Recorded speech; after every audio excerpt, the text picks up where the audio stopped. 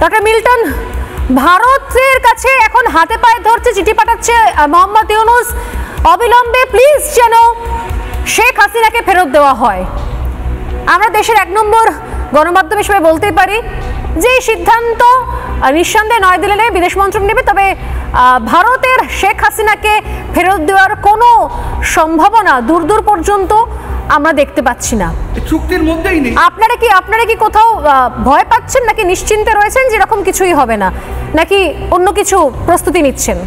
কিছু এখানে নেই।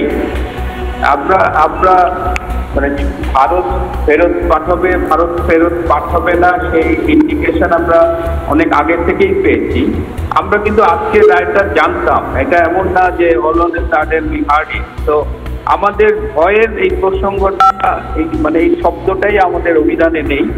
বঙ্গবন্ধুর সৈনিকেরা ভয় কাকে বলে জানে না।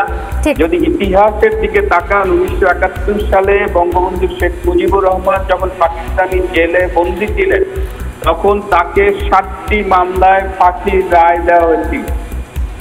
সেখান থেকে তিনি ফিরে এসে বাংলাদেশের প্রেসিডেন্ট, প্রধানমন্ত্রী হয়েছেন। সুতরাং আজকে যে এই রায়টি হয়েছে, এই রায়ে আমরা যে ভয় পেয়েছি, ভেঙে পড়েছি, এগুলো কোনো প্রশ্নই আসে না। একটা প্রহসনের মাধ্যমে একটা অবৈধ ক্যাঙ্গারু কোর্টে একটা বিচার হয়েছে, যে বিচারের রায় শুধু বাংলাদেশ না, সমস্ত পৃথিবী প্রত্যাখ্যান করবে।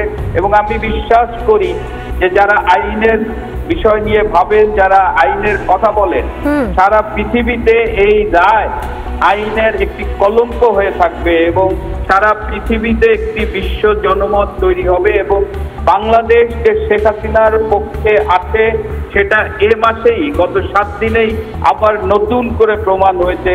আমাদের আওয়ামী লীগ যখন লকডাউন কর্মসূচি ডেকেছে, শাটডাউন কর্মসূচি ডেকেছে, বাংলাদেশের মানুষ একদম স্বতঃস্ফূর্তভাবে সাড়া দিয়ে তারা প্রমাণ করে দিয়েছে তারা বঙ্গবন্ধু কন্যা শেখ হাসিনার সাথে আছে। এবং এই যে ইউনূসের যে আইসিটি, এই আইসিটি তো এখতিয়ারই নাই শেখ হাসিনাকে এই অপরাধে বিচার করা। সুতরাং একটা অবৈধ কোর্ট সে বিচার করেছে, এটার তো কোনো আইনি ভিত্তিই নাই।